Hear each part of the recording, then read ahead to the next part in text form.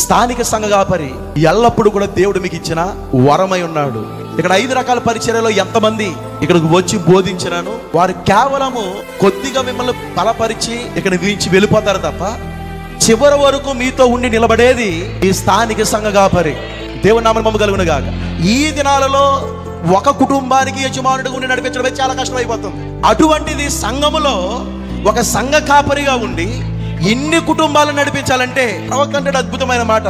ఒక నిజమైన సంఘ కాపరి ఎద్దు వంటి వాడంట. అతడు సంఘం యొక్క భారానంతటిని కూడా మోస్తాడు, వారి యొక్క బాధ్యతలన్నీ కూడా మోస్తాడు. ఆయన నిజమైన సంఘ కాపరి. అబద్ధ సంఘ కాపరి గురించి మాట్లాడట్లే, ప్రత్యక్షత లేని సంఘ కాపరి గురించి మాట్లాడట్లే. ఎవరైతే నిజమైన సంఘ కాపరి ఉన్నాడో ఆ సంఘ కాపరి సంఘం యొక్క భారమనంతా మోసే ఎద్దు వంటి వాడు. ఆయన ఎల్లప్పుడూ మీ కొరకు విజ్ఞాపన చేస్తాడు. ఆయన మీకు కష్టం అంటే నిలబడతాడు ఆయన.